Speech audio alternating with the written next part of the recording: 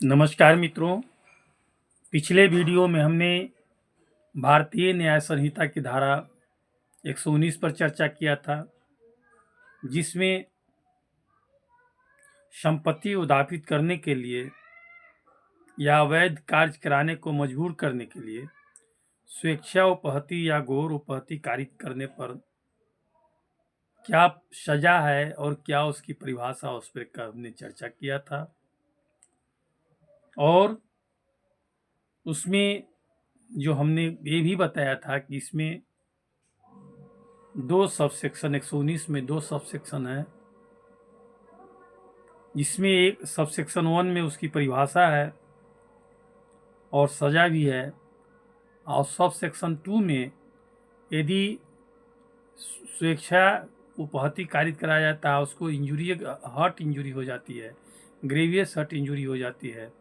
तो उस पर परिभाषा थी। आज हम चर्चा करेंगे भारतीय न्याय संहिता की धारा 120 पर, जिसमें है कि संस्वीकृति उदापित करने के लिए या विवश करके संपत्ति को वापस कराने के लिए स्वेच्छा उपहति या घोर उपहति कारित करने या कारित कराने पर क्या सजा होगी और क्या परिभाषा होगी। तो इसमें सब सेक्शन 1 और सब सेक्शन 2 में इसको बांटा गया है। सब सेक्शन 1 में कहता है कि जो कोई इस प्रयोजन से स्वेच्छा उपहति कारित करता है कि उपहत व्यक्ति से या उससे हितवत किसी व्यक्ति से कोई संस्वीकृति या कोई जानकारी जिससे किसी अपराध या कदाचार का पता चल सके उदापित की जाए, या उपहत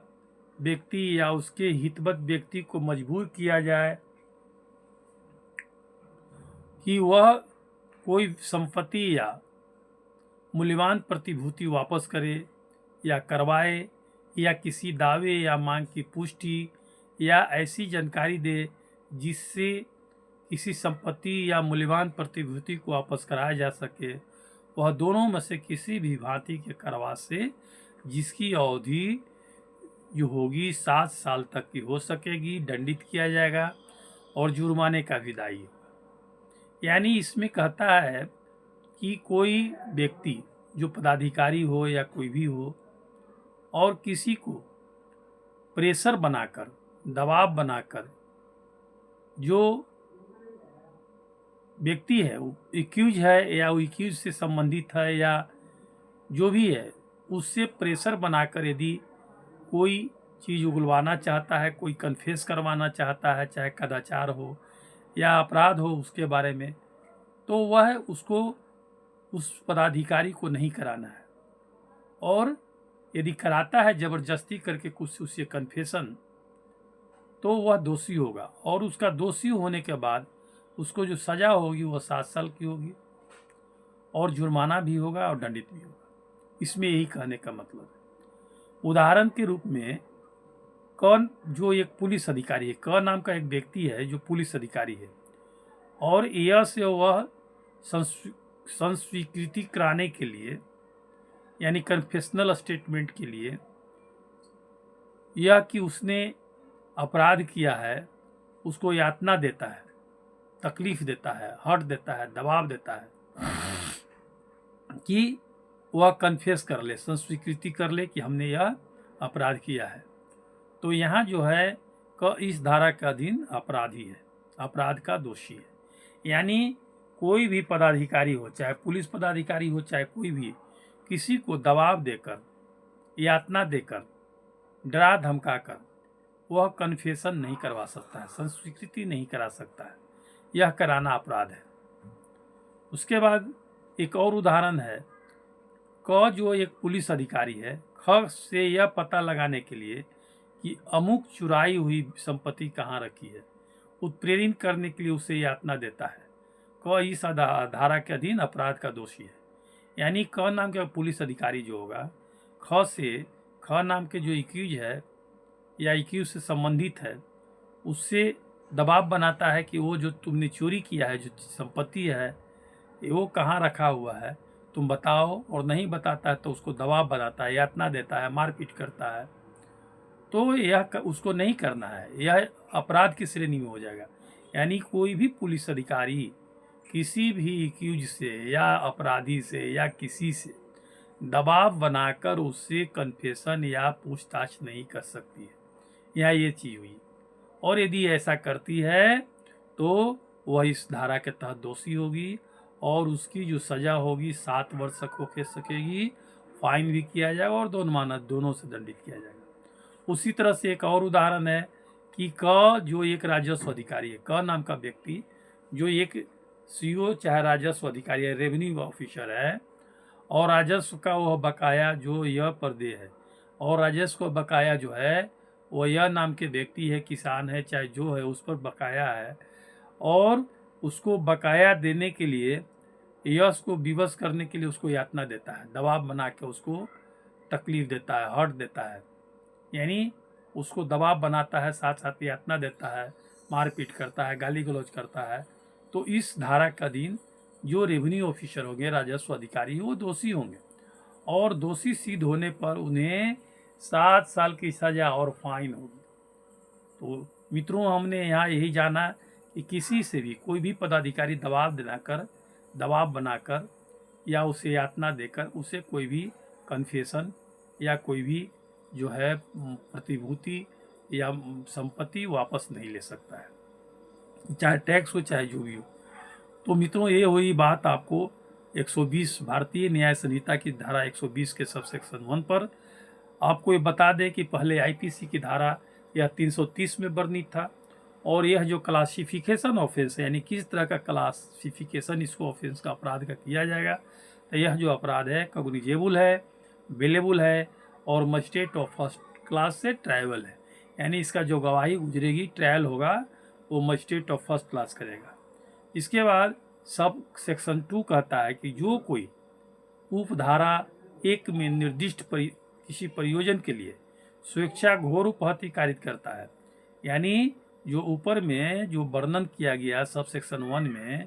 कि किसी को दबाव बनाकर यदि कोई यातना देकर मारपीट करने के प्रयास करके उसको दबाव बनाता है, और इस कर्म में उसे ग्रेवियस इंजरी पहुंचा देता है जिससे पूछताछ कर रहा है या जिसको यातना दे रहा है, तो वह और जो होगा पदाधिकारी वो और ज़्यादा सजावार होगा, ज़्यादा सज़ा से दोषी होगा, और उसकी सज़ा जो हो जाएगी 10 वर्ष तक हो सकेगी, जुर्माना भी होगा, दोनों से दंडित किया जाएगा। यानी इसमें हो गया कि आप किसी पर दबाव नहीं बना सकते हैं, कोई पदाधिकारी हैं तो किसी चीज़ को जानकारी लेने के लिए या संपत्ति वापस कराने के लिए, चाहे टैक्स हो चाहे कोई भी कन्फेशन हो, और उसमें यदि उसको आप ग्रेवियस इंजरी मारपीट करके कर देते हैं तो आपकी सज़ा जो होगी वो 10 वर्ष तक हो सकेगी, दबाव बनाने पर 7 वर्ष तक हो सकेगी, दोनों में ही अंतर है। इसका जो प्रोविज़न पहले था वो आपको आईपीसी की धारा 331 में वर्णित था, और अभी जो ये है आपको धारा 120 भारतीय न्याय संहिता की धारा 120 के सबसेक्शन 2 में वर्णित है,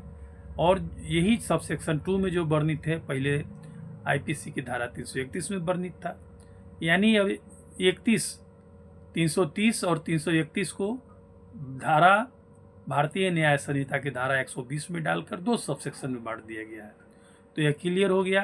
कि ये धारा जो पहले थी आईपीसी की 330 और 331 में जो थी, पहले 330 में थी कि उसे दबाव बनाकर आप नहीं उससे कन्फेशनल स्टेटमेंट लिख सकते हैं या जो भी है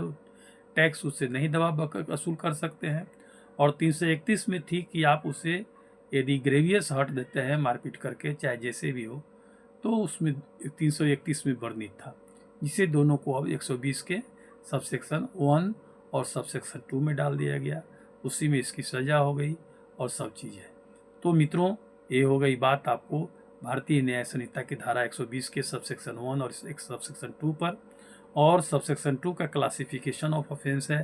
कि यह कॉग्निजेबल है, नॉन बेलेबल है, और कोर्ट ऑफ सेशन के द्वारा ट्रायबल होगा। यानी पहले जो वाला सबसेक्शन 1 था 120 का सबसेक्शन 1, वो मजिस्ट्रेट फर्स्ट क्लास द्वारा ट्रायबल होगा, और यह जो सबसेक्शन 2 है यह कोर्ट ऑफ सेशन के द्वारा होगा, क्योंकि आपने इसमें ग्रेवियस हर्ट पहुंचाया है जो अपहित है, यानी जो व्यक्ति है जिसके साथ आप कन्फेशनल स्टेटमेंट लेना चाहते हैं या बकाया वसूल करना चाहते हैं, प्रतिभूति वापस लेना चाहते हैं या जो भी लेना चाहते हैं उसके लिए, तो ये हुई बात। तो मित्रों, अब हमने इस पर चर्चा किया, फिर अगले एपिसोड में हम मिलते हैं 121 में, जिसमें बात होगी लोक सेवक को अपने कर्तव्य से भयप्रत करने के लिए स्वेच्छा उपहति या घोर उपहति कार्य करने पर क्या सजा होगी और क्या उसका परिभाषा है। आप मित्रों अगले एपिसोड में फिर देखेंगे कि आपको भारतीय न्याय संहिता की धारा 121 में क्या है और क्या सजा है। तो फिर मिलते हैं। नमस्कार। यदि अभी तक आपने सब्सक्राइब नहीं किया है तो कृपया सब्सक्राइब कर लेंगे। फिर अगले एपिसोड में मिलते हैं। नमस्कार। Thank you. धन्यवाद। नमस्कार।